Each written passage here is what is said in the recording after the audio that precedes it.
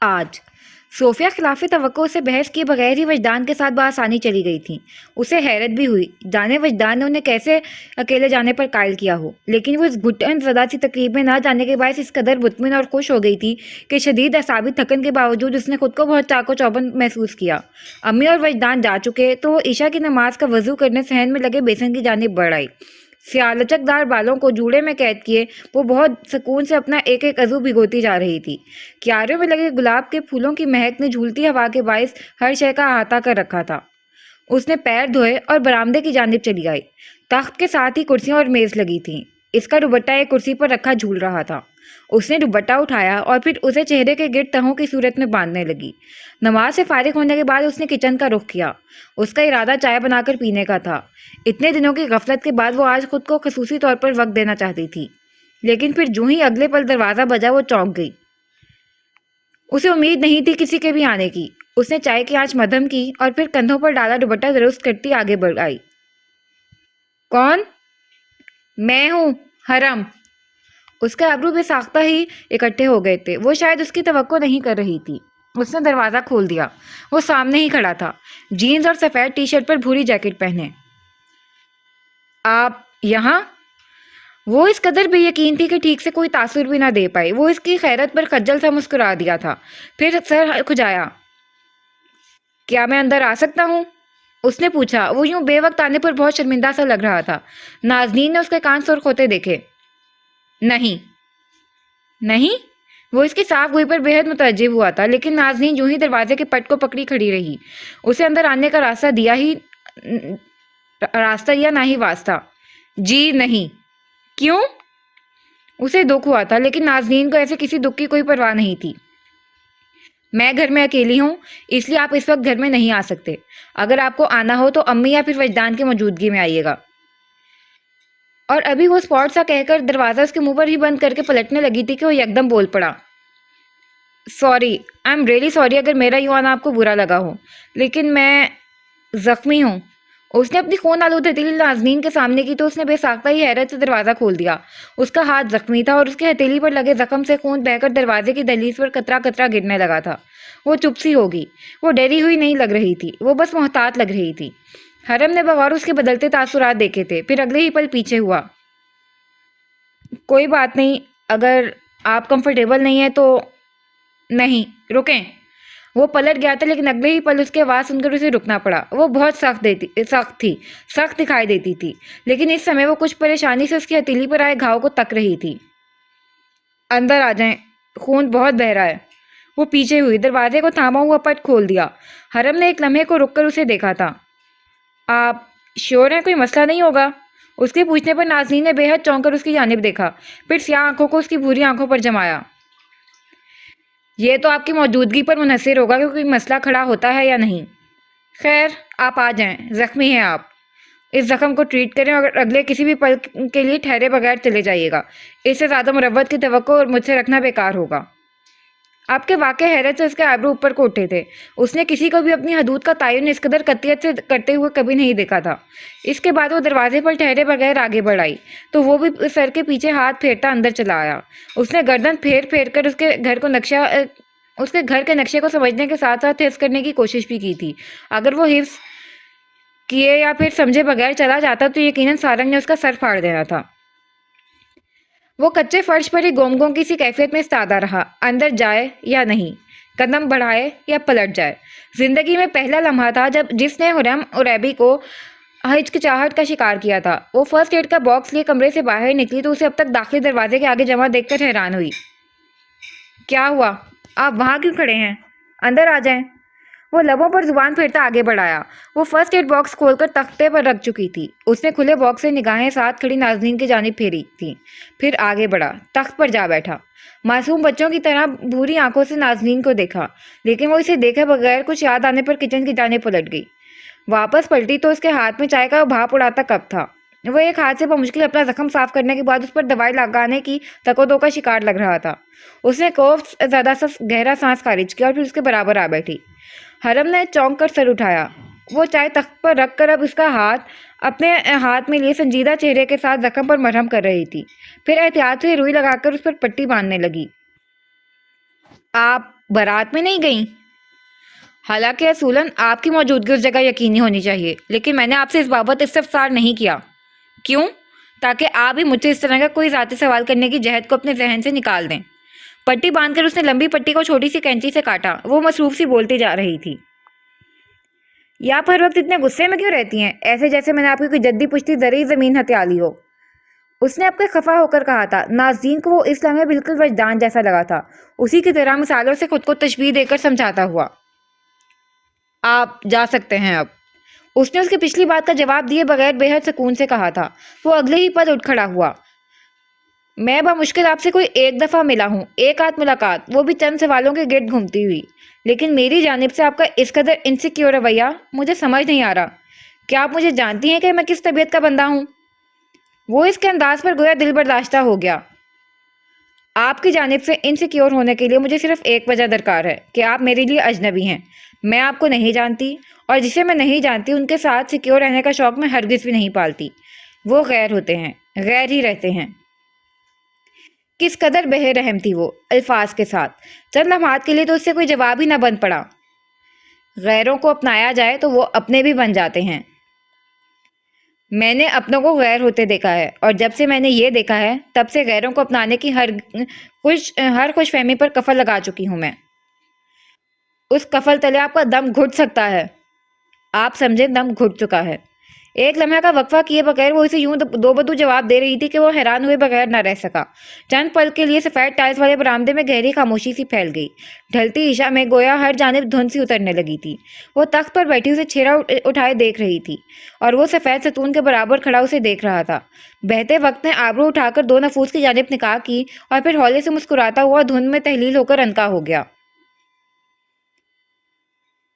मुझे पता है तुम्हें यहाँ भेजा गया है ताकि वो लोग मुझे इस्तेमाल कर सकें, लेकिन मैं तुम्हें पहली और आखिरी दफ़ा समझा रही हूँ। वो उठ खड़ी हुई थी, फिर सर तासुरात लिए उसके ऐन सामने आकर खड़ी हुई। वो साकत हुआ तक रहा था उसे। अभी के अभी वापस पलट जाओ और जाकर कहो उन लोगों से कि नाज़नीन अंसारी अब अपने साथ या फिर अपने घराने के साथ कोई भी जुल्म कतन बर्दाश्त नहीं करेगी। जाकर कह देना उन्हें। और हाँ, कल तक मैं वाकई तुम्हें उन सबसे अलग समझ रही थी। क्यों? शायद सिर्फ इसलिए कि मुझे लगा तुम उन खोखली इमारतों में जिंदा नहीं रहे हो, तो तुम उन जैसे नहीं हो सकते, लेकिन तुम भी उन्हीं जैसे हो। आइंदा मुझे अपनी शक्ल मत दिखाना हरम। मुझे कोई दिलचस्पी नहीं है तुमसे या फिर उनसे किसी भी किस्म का ताल्लुकात इस्तवार करने में। वो घूमी तो उसके जोड़े में कैद बाल खुलकर कमर पर बिखर से गए। वो सफ़ेद सतून के साथ खड़ा सफ़ेद होता जा रहा था। फिर बाहर की जानिब कदम फेरे, एक निगाह फेरकर नाज़नीन को देखा। वो बेतासुब चेहरा लिए तख्त पर बैठी गरम गरम उबलती चाय हलक से उतार रही थी। उस भूरे माए की मानित उसकी रूह का हर अक्स दहक रहा था। वो महसूस कर सकता था। अगले ही पल वो पलटा और तेज़ी के साथ कच्ची रविश अबूर कर गया। उस कदीम से जदीद बरामदे में अब महज नाज़रीन विराजमान थी, अपनी तमाम तर तन्हाइयों के साथ। सोफिया और वजदान भी 11 बजे तक लौट आए। वो आती उसके कमरे में चली आई थी। उसने किताब से निगाह उठाकर उन्हें देखा, हल्का सा मुस्कुराई। वो भी धोतनी की माने चलते सांस के साथ उसके ऐन सामने आ बैठी थी। नाज़नीन, रिश्ते वाले आ रहे हैं कुछ दिनों में। लेकिन उनकी बात सुनकर अगले ही पल उसके लबों पर अक्सर नरम सा तबस्सुम गायब हो गया। उसने ना समझी से अब्रू इकट्ठे करके उन्हें देखा, और फिर अगले ही पल उसकी आंखों में फैला ना समझ सा तासुर जाहिल हो गया। किसका रिश्ता? और ये रिश्ता भी यकीनन आपको शाइस्ता ताई ने बताया होगा अम्मी। हाँ बेटा, बहुत अच्छे लोग हैं। लड़का बिल्कुल तुम्हारे काबिल है। आज मैं उसकी वालदा से भी मिल आई हूँ। रज़ा की शादी में आई हुई थी। क्या बवकार सलीके वाली खातून है। हर अंदाज से काबिल है तुम्हारे। राज करोगी तुम उस घर में। लेकिन वो तो यकलकती बेड से उठ खड़ी हुई थी, यूं गोया किसी जहरीले जानवर ने डस लिया हो उसे। सोफिया ने उसके अंदाज को नासमझी से देखा। क्या मतलब है आपका? आप उन्हें हाँ कर आई हैं? और किसकी इजाजत से? किसकी इजाजत से? अच्छा, तो अब मुझे तुम्हारे बारे में बात करने के लिए भी तुम्हारी इजाजत लेनी होगी। नाज़नीन, इस कदर हल्का कर रही हो तुम अपनी माँ को। इनकी खुशी को जहर कर दिया था नाज़नीन की बात ने। कमरे के अधखुले दरवाजे के पार वजदान बहुत खामोशी से खड़ा था। उसके चेहरे पर बेबसी थी और अंदाज में अजीब किस्म की नकाहट। उसे जैसे नाज़नीन का रवैया तकलीफ दे रहा था। वो क्यों महज उनका सोच रही थी? वो अपने लिए कुछ क्यों नहीं सोचा करती थी? उसके कंधों पर यकदम ही बहुत सा बोझ आन गिरा था। अम्मी, بات یہ نہیں ہے وہ لوگ اچھے نہیں ہیں امی، شائستہ تائی اچھی عورت نہیں ہیں۔ آپ آپ پلیز میری بات سمجھنے کی کوشش کریں۔ وہ ہمیں خوش اور پھلتا پھولتا نہیں دیکھ سکتی۔ وہ کیا خاندان کا کوئی بھی فرد ہماری بہتری یا بھلائی میں حصے دار نہیں ہے۔ یہ سب فریب ہے، جال ہے، آپ پلیز انہیں منع کر دیں۔ لیکن صوفیہ کی زخمی آنکھیں دیکھ کر لگتا تھا گویا اس کے الفاظ نے انہیں اندر تک مایوسیوں کی اتھاہ گہرائیوں میں اتار دیا ہو۔ ایک دفعہ رشتہ دیکھنے میں کوئی قباحت نہیں، لیکن مجھے شادی نہیں کرنی امی، آپ کی ذمہ داری ہے مجھ پر۔ وجدان ابھی چھوٹا ہے، وہ اکیلا ہے، کمسن ہے، مجھے ابھی اسے اپنے پیروں پر کھڑا کرنا ہے۔ میں یوں آپ لوگوں کو چھوڑ کر اپنے لیے خوشیاں نہیں تلاش کر سکتی، میں یہ نہیں کر سکتی امی۔ اس نے ان کے پیروں کے پاس بیٹھ کر بہت بےتابی سے ان کے ہاتھ تھام لیے تھے، لیکن انہوں نے اگلے ہی پل اس سے اپنے ہاتھ چھڑائے تھے۔ اس کے ہاتھ خالی رہ گئے، کچھ ٹوٹ کر اندر ہی اندر ڈوبنے لگا۔ وجدان کی آنکھ سے ایک آنسو ٹوٹ کر گرا تھا۔ تم کیوں نہیں تلاش کر سکتی اپنی خوشیاں؟ کیا تمہارا زندگی پر کوئی حق نہیں ہے؟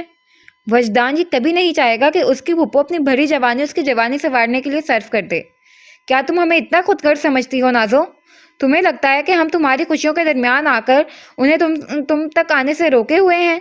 کیا تمہاری نظر میں ہم دونوں کا اس قدر گرا ہوا مقام ہے؟ صوفیہ کے عجیب دل خراش لہجے میں کہی گئی باتیں اس کے اندر تک سوراخ کر گئی تھیں۔ تکلیف لمحے بھر کو اس قدر گہری ہوئی کہ اسے اپنے سینے میں واقعتاً درد محسوس ہونے لگا تھا۔ وجدان کی آنکھوں سے آنسو متواتر بہنے لگے تھے، اس کا سینہ بھی تکلیف سے درد کرنے لگا تھا۔ وہ نازنین کا حصہ تھا، اس کی تکلیف اسے اپنے اندر اترتی ہوئی محسوس ہوئی تھی، یوں گویا ایک حصے کے زخم ہونے پر جسم کا ہر حصہ محض اس حصے کی تکلیف کو محسوس کرنے پر مجبور کر دیا جاتا ہے۔ نہیں امی، اس کی بے حد پھنسی پھنسی سی آواز نکلی۔ ایسا نہیں ہے، اس نے خود کو کہتے سنا۔ وہ تھک رہی تھی، ہر ایک کو پرے دھکیلتے دھکیلتے وہ ہلکان ہونے لگی تھی۔ پھر کیسا ہے نازنین؟ ساری عمر کٹ گئی میری محض تمہاری تکلیف دیکھتے دیکھتے۔ اب میں تمہاری خوشیاں دیکھنا چاہتی ہوں، میں تمہارے لیے حریص ہو رہی ہوں، تم سمجھو میں لالچی ہو رہی ہوں، لیکن مجھے اس پر کوئی شرمندگی نہیں۔ زندگی پر تمہارا بھی اتنا ہی حق ہے جتنا کسی بھی دوسرے انسان کا ہو سکتا ہے۔ مجھے تمہارے باپ کو بھی منہ دکھانا ہے بیٹا۔ تمہیں بیاہے بغیر اگر میں مر گئی تو شاید کبھی سکون کی قبر میں نہیں لیٹ پاؤں گی۔ وہ رو رہی تھیں۔ اس نے نفی میں سر ہلا کر انہیں مزید کچھ بھی تکلیف دہ کہنے سے روکا۔ سینے میں ہوتا درد اب کے ہر رگ میں خون کی گردش کے ساتھ بہنے لگا تھا۔ وجدان نے اپنا ماتھا دروازے سے ٹکایا اور بے آواز روئے گیا۔ بس اس ایک رشتے کے لیے ہاں کہہ دو نازنین، میں اب تم پر مزید کوئی بوجھ نہیں ڈالنا چاہتی، میں اس تکلیف کے ساتھ نہیں مرنا چاہتی۔ اسی پہل وجدان پلٹ کر اپنے کمرے میں چلا آیا تھا، پھر خاموشی سے اپنے بستر پر لیٹ گیا۔ اس نے اپنی دونوں ٹانگیں سمیٹ کر سینے سے لگا لی تھیں۔ ہچکیوں کو بمشکل قابو کرتا وہ تکلیف کی سب سے گہری کھائی میں سانس لے رہا تھا۔ پھپھو اس کی وجہ سے اپنی زندگی سے محروم رہی تھیں، پھپھو اس کی وجہ سے اپنی زندگی نہیں جینا چاہتی تھیں، پھپھو اس کی وجہ سے۔ لیکن اب ہر سوچ آنسوؤں کی نمی سے دھندلاتی جا رہی تھی۔ ساتھ کمرے میں وہ اب تک خالی خالی نگاہوں سے صوفیہ کا گیلا چہرہ تک رہی تھی، پھر آہستہ سے اٹھ کھڑی ہوئی۔ میں آپ کو صبح جواب دیتی ہوں امی، پلیز اس وقت مجھے اکیلا چھوڑ دیں۔ اس کی آواز پر وہ بھی آہستگی سے اٹھ کر کمرے سے باہر کی جانب بڑھ گئی تھی۔ وہ بے دم سی ہو کر بے ساختہ بیڈ کے ساتھ گر سی گئی۔ آنسو ٹپ ٹپ بہہ کر ٹائلز پر گرنے لگے تھے۔ اس گھر میں موجود تینوں نفوس گہری تکلیف میں تھے۔ وہ تینوں ایک دوسرے کے لیے زندہ تھے، لیکن پھر کہیں اندر وہ آہستہ آہستہ ایک دوسرے کے لیے مر رہے تھے۔ وجدان نے پاؤں سمیٹ کر اب تک سینے سے لگا رکھے تھے۔ صوفیہ برآمدے میں لگے تھک پر بیٹھی بلند آواز سے رو رہی تھیں، اور وہ اس کے محض آنسو گر رہے تھے، اس کے محض آنسو ہی گرتے تھے۔ اتنے سالوں سے روتے ہوئے اس نے خود کو اس انداز سے ٹرین کیا تھا کہ کبھی اس کی آواز ہلکی سی ہچکی سے زیادہ بلند نہیں ہوئی تھی۔ ٹھنڈے ٹائلز پر بیٹھی وہ بھی کہیں اندر تک ٹھنڈی ہوتی جا رہی تھی، کیونکہ سب کچھ ایک بار پھر وہیں سے گھوم رہا تھا جہاں سے چلا تھا، اور اسے آنے والی ہر ساتھ خوفزدہ کر رہی تھی۔ وہ گاڑی میں آ کر بیٹھا تو چند پل خالی خالی نگاہوں سے اسٹیئرنگ کو دیکھے گیا۔ اس کے کان میں باریک سا کمیونیکیٹر لگا ہوا تھا، چونکہ وہ خاکستری رنگ کا تھا تو اندازہ نہ ہوتا تھا کہ کوئی آلہ بھی اس کے کان میں لگا ہوا ہے۔ وہ ایک بے حد حساس مائکرو فون سے آراستہ کمیونیکیٹر تھا۔ اس کا ایک حصہ سارنگ کے کان میں لگا تھا، اور یقیناً وہ نازنین کے ساتھ ہوئی ساری گفتگو بآسانی سنتا رہا تھا۔ وہ اس قدر بدگمان کیوں لگ رہی ہیں؟ سارنگ اس کے کان میں بولا تھا۔ اس نے گہرا سانس لے کر پٹی بندے ہاتھ کو الٹ پلٹ کر دیکھا، پھر کندھے اچکائے۔ وہ غلط فہمی کا شکار ہیں۔ انہیں لگتا ہے کہ شاید مجھے ان کے رشتہ داروں نے بھیجا ہے تاکہ انہیں رضا کی بارات میں قائل کر کے لے جا سکوں۔ یقیناً مہندی والے دن کچھ ایسا ہوا ہے جو میری نظروں سے چوک گیا ہے۔ کیا مطلب؟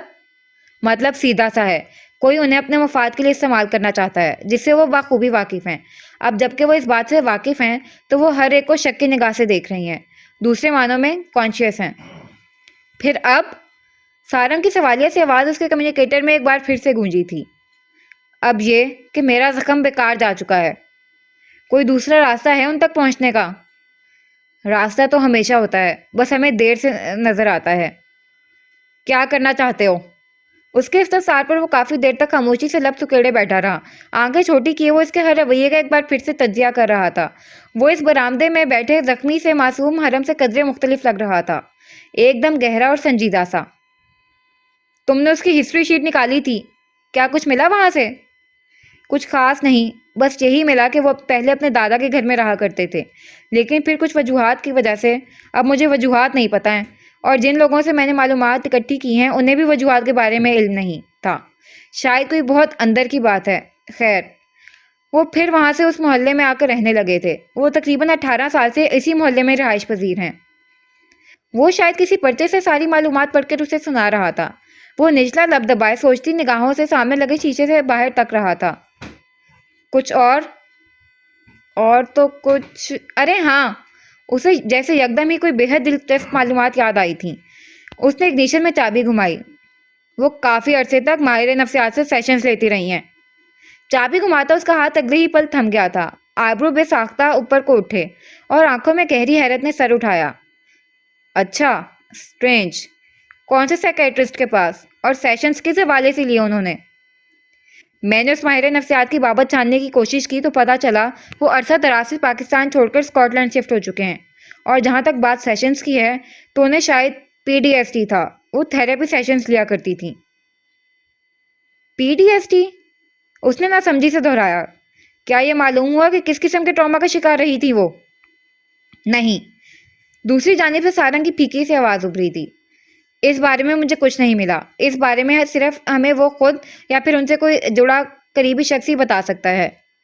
لیکن تم کیا کرو گے اس بارے میں جان کر؟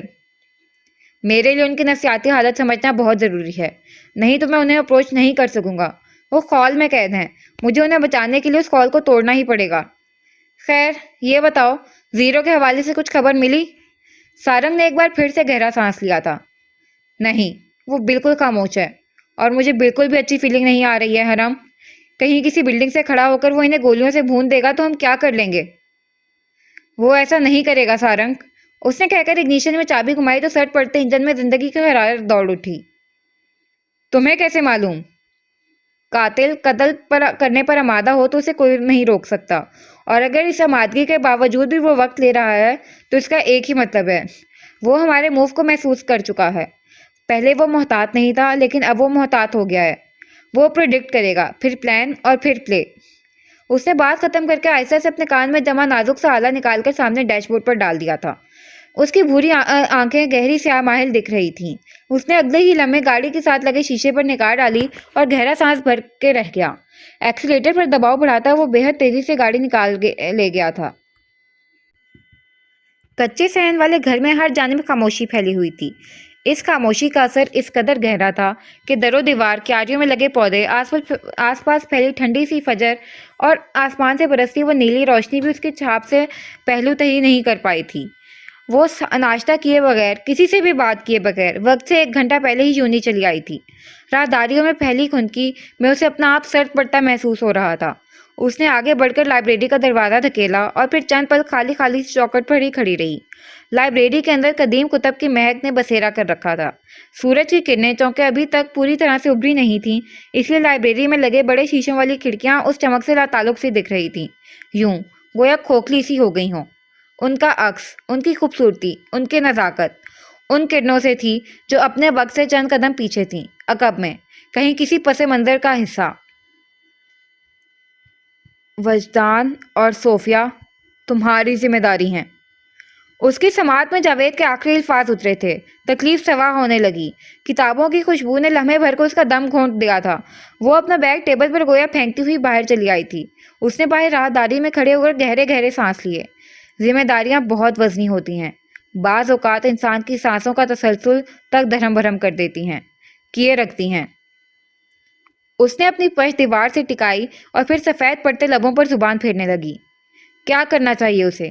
کیا حامی بھر لینی چاہیے؟ کیا ہر دفعہ کا انحراف گناہ کی سی صورت نہیں رکھتا؟ کیا والدین کی تکلیف کا باعث بننے کا کوئی خمیازہ نہیں بھگتنا پڑتا؟ وہ اپنے باپ کو، اپنی ماں کو، اپنے پورے گھرانے کو ذلت کے عذاب سے دوچار کرتی آئی تھی۔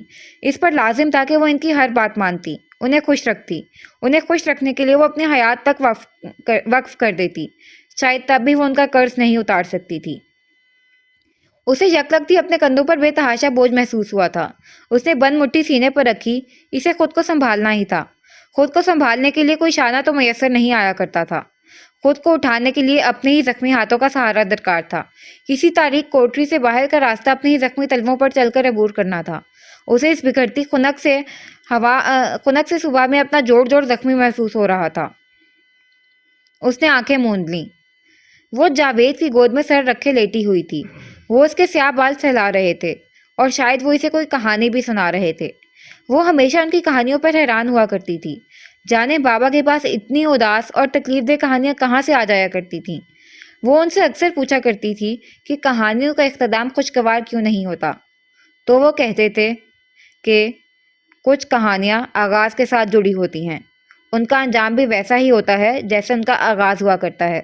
وہ اداس ہوتی ہیں، اداس ہی رہتی ہیں۔ ان کی خوشگواریت بس اتنی ہی ہوتی ہے کہ وہ ختم ہو جاتی ہیں۔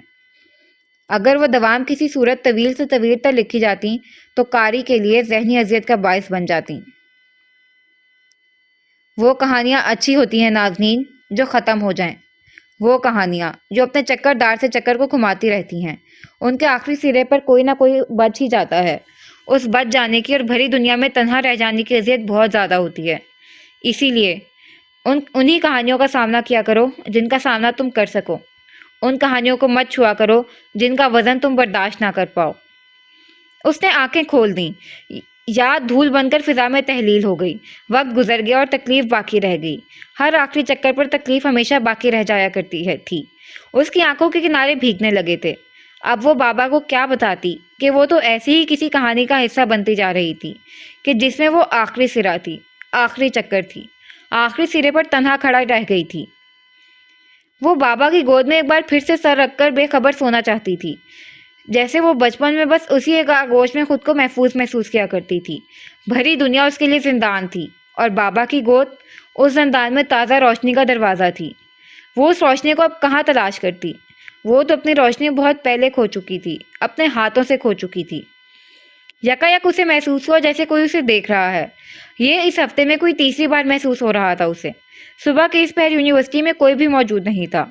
اس نے قدم ذرا آگے بڑھائے۔ اگلے ہی پل کوئی اسے راہداری کے دوسرے سرے پر بھاگتا ہوا محسوس ہوا تھا، یوں گویا وہ پکڑے جانے پر اپنا آپ بچاتا ہوا بھاگ رہا ہو۔ رکو، کون ہے وہاں؟ اس نے آواز دی اور ساتھ ہی قدم بھی اس کے پیچھے بڑھا دیے۔ بھاگتی ہوئی وہ اب یونی کے اگوی برآمدے میں آ نکلی تھی۔ اس نے گردن گھما گھما کر اس سنسان سی ٹھنڈی کشادہ راہداری کو دیکھا۔ وہاں کسی انسان کا وجود نہیں تھا، لیکن اس نے کسی کو دیکھا تھا، اتنا اسے علم تھا۔ اگلے ہی پل کوئی اس کے پیچھے سے ہوا کے جھونکے کی صورت گزرا تو اس کے بال لہرائے۔ کوئی اس کے بالکل برابر سے بنا ٹکرائے گزر گیا تھا۔ وہ خوفزدہ ہو کر پلٹی تھی۔ کون ہے؟ اس کی آواز خوفزدہ نہیں لگ رہی تھی، لیکن اس کی آواز بے خوف بھی نہیں لگ رہی تھی۔ وہ محتاط سی قدم اٹھاتی ذرا آگے بڑھائی، پھر اور اگلے کئی لمحے وہ لائبریری کے دروازے کے عین سامنے چوکنا سی کھڑی رہی۔ اس ایک اندیکھے سے وجود نے اس کے اندر بے چینی سی بھر دی تھی۔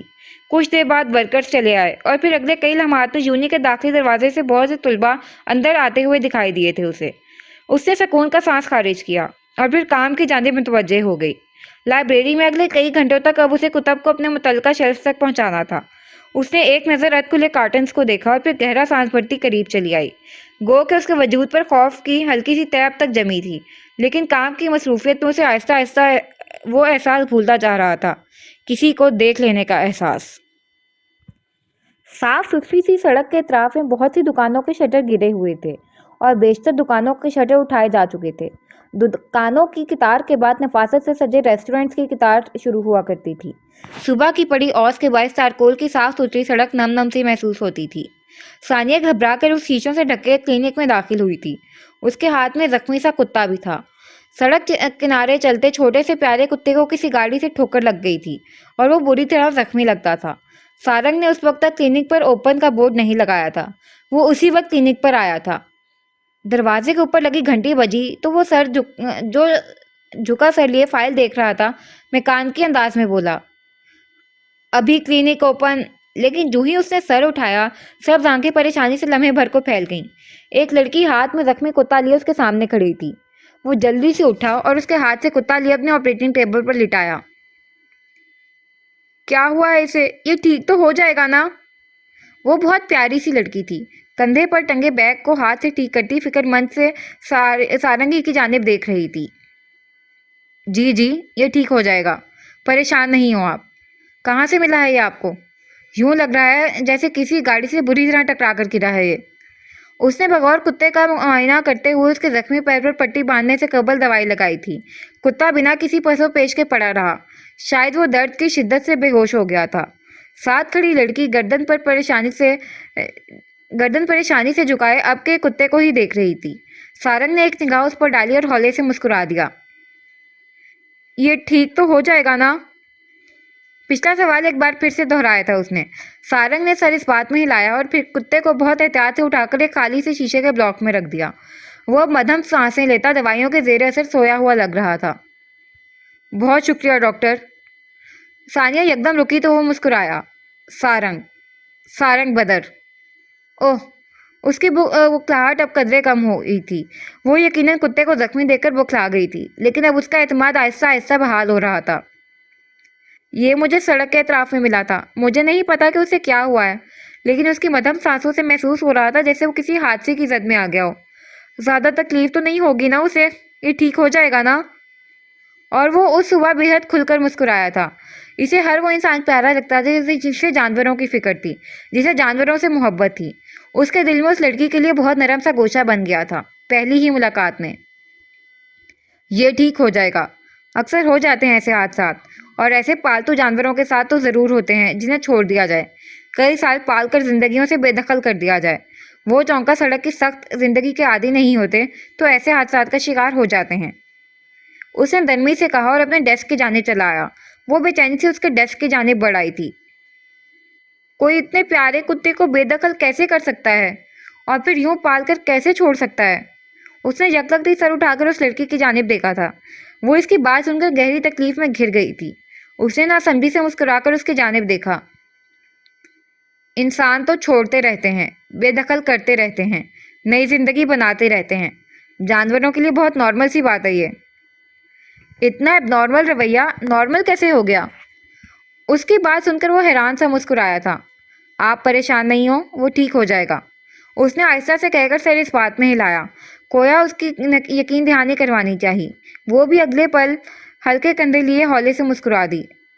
بہت شکریہ ڈاکٹر سارنگ، میں جلدی اسے دیکھنے آؤں گی۔ پھر وہ جلدی سے گھڑی دیکھتی باہر کی جانب بڑھنے لگی کہ اگلی ہی پل ٹھہر گئی۔ آپ اسے 1 ہفتے بعد لے جا سکتی ہیں اور اس کی فیس بھی تبھی دے دیجیے گا۔ اور وہ جو اپنا بیگ کھولے پرس نکالنے لگی تھی یکدم رک گئی، شکر گزار سا مسکرا کر اسے دیکھا اور پھر باہر کی جانب بڑھ گئی۔ سارنگ ایک بار پھر سے اپنے ورکنگ ٹیبل کی جانب متوجہ ہو گیا تھا۔ وجدان صوفیہ کے سامنے تخت پر براجمان ناشتہ زہر مار کر رہا تھا۔ صوفیہ لبوں پر قفل لگائے کسی غیر مرئی نقطے کو تک رہی تھیں۔ اس نے محتاط سی نگاہیں اٹھا کر ان کی جانب دیکھا، پھر ہاتھ ہلکا سا آگے بڑھا کے ان کے ہاتھ کو چھوا۔ وہ جیسے کسی خیال سے چونکی تھیں۔ اس کی جانب دیکھ کر تھکا تھکا سا مسکرائیں۔ دادو جان، آپ ناشتہ کیوں نہیں کر رہی ہیں؟ وہ ایک ٹھنڈی سانس بھر کر سیدھی ہو بیٹھی۔ وجدان کو ان کا رنگ پہلے سے خاصا نچڑا ہوا اور پھیکا لگ رہا تھا۔ اسے صوفیہ پہلے سے کہیں زیادہ بیمار اور بوڑھی دکھائی دینے لگی تھی۔ میرا دل نہیں چاہ رہا وجدان بچے، تم کرو ناشتہ اچھے سے، آج ٹیسٹ دینا ہے نا تمہیں؟ آج نہیں ہے دادو ٹیسٹ، کل تھا۔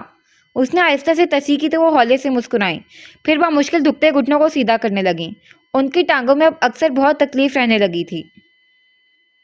آپ کو نہیں لگتا دادو کہ ہم پھپھو کے ساتھ تھوڑی زیادتی کر رہے ہیں؟ اس نے ان کے جانب سیاہ ذہین آنکھوں سے دیکھ کر پوچھا تھا۔ جانے اسے کیسے اندازہ ہو جاتا تھا زیادتیوں کا، ظلم کا؟ کیا اتنی سی عمر میں ان سب تلخیوں کا اندازہ ہونا اس کے ساتھ ناانصافی نہیں تھی؟ ہم اس کی بھلائی سوچ رہے ہیں وجدان بچے، ہم اس کے لیے زیادتی کا باعث کیسے بن سکتے ہیں؟ زیادتی کا مطلب کیا ہوتا ہے دادو؟ کسی کے حق میں کمی کرنا یا پھر کسی کے حق میں اس کے حق سے زیادہ مفید ثابت ہونا۔ بعض اوقات بہت زیادہ افادت انسان کے لیے زہر ثابت ہوتی ہے۔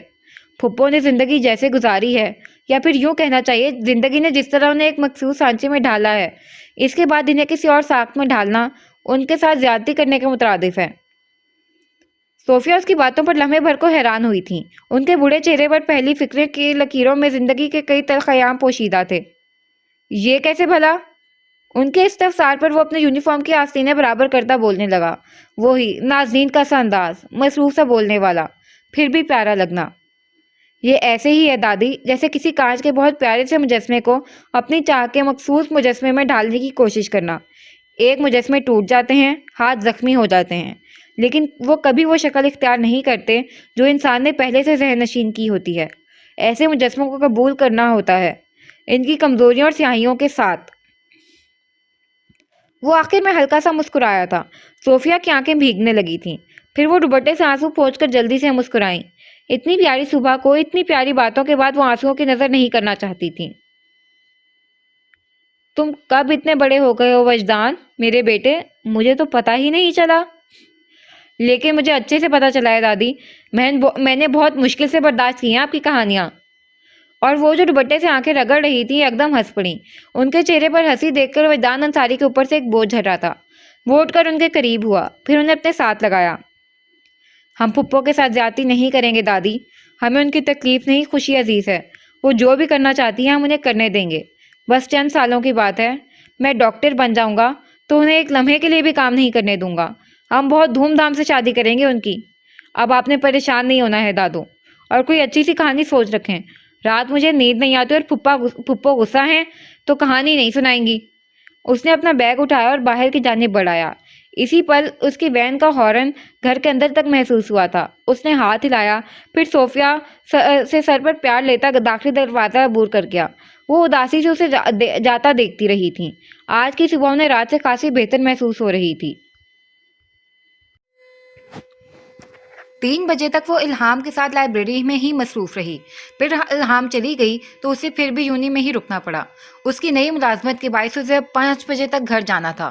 وہ چونکہ انگریزی میں ماسٹر کر چکی تھی، اس لیے معقول معاوضے پر 3 بجے کے بعد اس کے ذمہ ایک خاص کلاس رکھی گئی تھی۔ اس نے ریسٹ روم میں نماز ادا کی اور پھر اپنی متوقع کلاس کی جانب بڑھائی۔ ابھی وہ راستے میں ہی تھی کہ اچانک سامنے سے آتی کسی لڑکی سے بری طرح ٹکرائی۔ وہ لڑکی اسے ٹکرا کر پیچھے کی جانب گر گئی تھی۔ اس نے اگلے ہی پل اسے ہاتھ دے کر اٹھانا چاہا تو اس کا چہرہ دیکھ کر چونک گئی۔ وہ شانزے تھی، شانزے ابراہیم۔ نازنین اسے جانتی تھی، وہ انتہائی خوبصورت لڑکی تھی۔ سٹیپس میں کٹے اس کے سیاہ بال چہرے کے اطراف میں گرا کرتے تھے۔ وہ لائبریری میں اسے اکثر دیکھ چکی تھی۔ وہ جب فریشر تھی تب بے حد چہکا کرتی تھی، لیکن وقت کے ساتھ ساتھ اس نے شانزے کا پھیکا پڑتا روپ بخوبی محسوس کر لیا تھا۔ وہ اب ہر لمحے خوفزدہ رہا کرتی تھی، ناخن کترتی ہوئی، بالوں کو بے چینی سے کان کے پیچھے اڑستی ہوئی۔ اس وقت بھی وہ اس قدر مخبوط الحواس تھی کہ نازنین چونک سی گئی۔ شانزے ابراہیم، رائٹ؟ طبیعت تو ٹھیک ہے نا آپ کی؟ اس نے اسے ہاتھ دے کر اٹھایا، لیکن وہ اگلے ہی پل گڑبڑا کر اپنا ہاتھ چھڑا گئی۔ نازنین کا آئیبرو ناسمجھی سے اوپر کو اٹھے تھے۔ آپ ٹھیک ہو نا شانزے؟ کہاں سے آ رہی ہو؟ اور یہ رنگت کیوں اس قدر زرد پڑ رہی ہے؟ اس کے استفسار پر لڑکی نے حواس باختہ ہو کر اپنے چہرے پر ہاتھ پھیرا تھا، یوں گویا اس پر پہلا تاثر ظاہر کرنا چاہا، لیکن نازنین کی جانچتی نگاہوں سے اس کا کوئی بھی رد عمل پوشیدہ نہ رہ سکا۔ نہیں میم، میں بس گھر جا رہی ہوں، دیر ہو رہی ہے مجھے۔ وہ اگلے ہی پل وہ اس کے ساتھ سے بجلی کی سی تیزی کے ساتھ گزر کر آگے بڑھ چکی تھی۔ اس نے اسے روکنا چاہا، لیکن وہ تقریباً بھاگتے ہوئے راہداری عبور کر گئی تھی۔ وہ آنکھوں کی پتلیوں میں ڈھیروں نہ سمجھی لیے اس لڑکی کو پلٹ کر جاتا دیکھتی رہی۔ کچھ تھا جو اسے ٹھیک نہیں لگ رہا تھا۔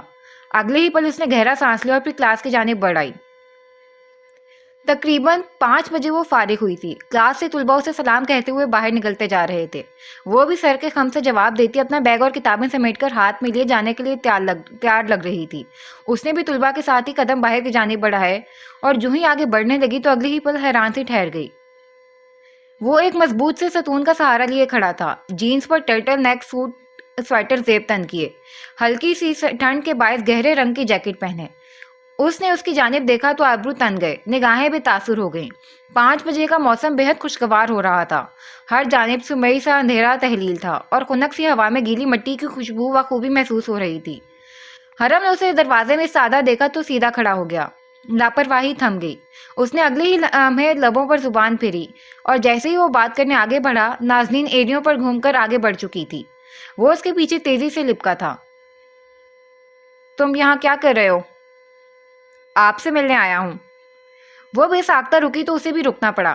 کتابوں کو سینے سے لگائے، دائیں کندھے پر پرس ٹانگے، سیاہ بالوں کو ہاف باندھے، اس ایک لچکتی لٹ سے بے خبر۔ حرم کے ذہن سے الفاظ محو ہونے لگے تھے، ساری ترتیب گڈمڈ ہو رہی تھی۔ سیاہ آنکھوں کو دیکھ کر خود پر قابو رکھنے کے سارے ارادے ہوا ہوتے ہوئے محسوس ہوئے تھے اسے۔